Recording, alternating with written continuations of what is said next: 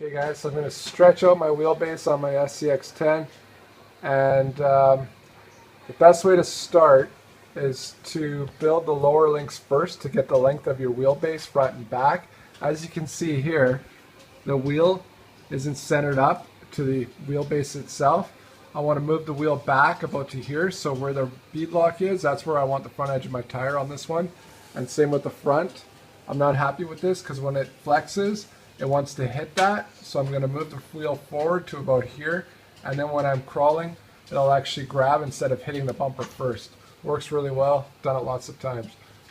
Okay, Guys, so let's I'm get going to make a started. video to show you how to build custom stainless links. As you can see, this has got the plastic ones in it right now, upper and lower.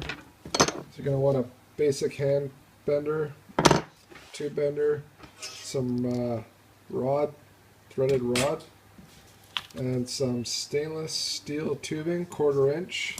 The rod's 1024 or 1022, whichever you prefer, and some Revo ends. Get the longer ones, they make a shorter one and a longer one. The longer ones are stronger. Okay, first step guys, take the wheels off, and then take out these links here, take out your top links as well, and then what we're going to do is we're going to make custom lower links, and that'll give us our length, and then we're going to change our Pinion angle on the dip, as you can see right now. I'd rather have it tilted. Okay, as you can see guys, I've taken all the links out, and this one has a freaking 3 link, so I'm going to take this out, make it a 4 link. And also wanted to mention that you can go to the stock link length up here like this if you choose to with your 4 link. However, I'm going to make mine come to this hole here and do shorter bent links. I just find I get better clearance and I like the results a little more. So next step is going to be to take my diff right out and put on the 4 link bracket on the top there.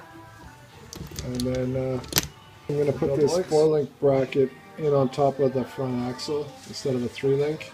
Your kit should come with this piece, and it's easy to put in. So Do you want to get rid of this piece here? That's your 3 link. So I'm going to pull this out of here like this. This is your 4 link piece. This is stuff to videotape and explain all at the same time.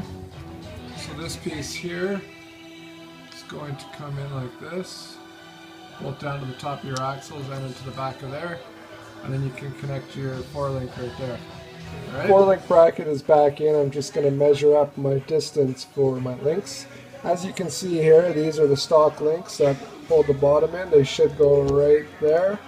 I'm going to pull my axle forward. As you can see, this is the front, but you have to be careful. See the front bumper mounting bracket there? It's hitting the servo horn. Well, if you want to go any farther out, you got to take the front bumper off and build a custom bumper, which I think I'm going to end up having to do here because I want to be out a little bit more. So I'm going to take the front bumper off and then continue to build. As I took the front bumper off, I'm going to drag my axle forward and see the distance there in between. I'm guessing better part of an inch. I'm just going to build this based on feel because I've done it a few times. If you want to get an exact measurement, I suggest measuring it, trying your body on top, and getting your wheelbase where you like it. But as I said, I've done this a few times. I'm just As you can see, the 2 lines are the original link length from screw hole to screw hole.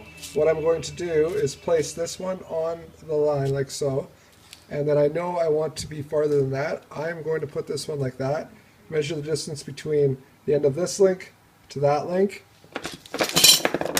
then cut your tube and put some threaded rod in between, and you've got a link. I'm building them longer because I'm going to bend my links for better so clearance. the stainless tubing is getting marked. And while you're cutting it, you might as well cut 2 because that way you have Stainless equal tubes. So cut. here's the stainless tube, here's the threaded rod, here's the Revo end. I'm just putting it on right now, clamping it, twisting this on until it's tight. Okay, so I have the one end on the threaded rod and I have the stainless link on here. Now what I'm going to do is I'm going to come up here and I'm going to cut this to there and then thread on the other end.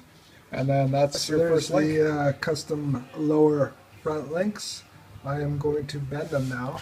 And what I like to do is I like to bend them about here somewhere. So that way the bend is towards the front, and it gives you a longer angle here. And I try to find, I think about 22 and a half degrees, and it gives you a nice radius there that follows the drive shaft. So next step, as you can see, I have a bent link here, and I'm bending the other one. What I do to keep them the same is I just line up the link right here on the edge of this on both. And keep in mind, when you guys use these Revo ends, they're numbered. Make sure you use the same numbers on your links. I have a 5 and a 5 and a 6 and a 6. I'm not sure, probably for the Revo kit or whatever it is, but yeah, that's what works. And then down here, can't see them the lighting, but 45 is right there. I go between the 4 and the 5 exactly on both, which is roughly about 22 and a half, because 45 is actually to this line right here. Awesome. I have it, 2 symmetrical links. As you can see, I stacked them on top of each other. They're pretty damn close. So that's your front lower links. Links are in with the bends, and as you can see, the top links aren't in yet. So what I like to do is turn your front axle on an angle like this, and then line up the drive shaft like that, so it's pretty much with the bend. So then when it flexes, it'll actually level out. So I try to protect my drive shaft like that and have the angle as so. So measure the distance between for your top links, and I want to share a little trick with you here. It's kind of like if you're on a budget. A lot of guys probably aren't gonna like this, but who cares? Each their own. So you can see the SCX10 shock here, the stock shock. What you can do is you can move it from the positioning point up here, drop it down to the link into the frame right there. Gives you the extra height, clearance, and everything. I mean, as you can see, here's an Integi like 105 mil shock, or Integi, and that would be like right there, right? So that'll make up the difference. You'll still have the height, drop your body down, have great flex, clearance, until you get shocks. That'll get you by. So just another inside tip.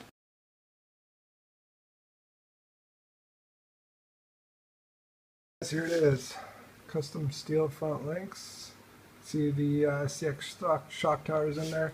As I previously mentioned before, obviously when you're doing this, you're going to want to go with the bigger shocks like that. I'm running these just to show you that you can do this on a budget. And bumper's back on. You can see the flex here. It's got great flex, much better than it did. Here's a shot of it underneath.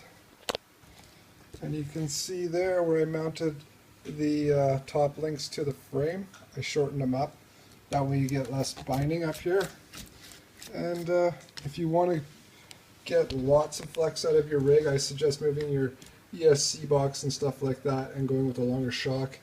And then it'll actually travel up through the frame rails. So yeah, that's it, guys. I'll throw the body on there to show you exactly how far ahead I moved the axle and the height I got out of it. There you go. You can see the back, still got to be done. There's the front. So that's it, guys. I didn't make this video for all you haters to bash on. It's just for anybody that wants to know how to do this, and there's many variations. This isn't the only way. So anybody that doesn't like it, don't comment. Thanks.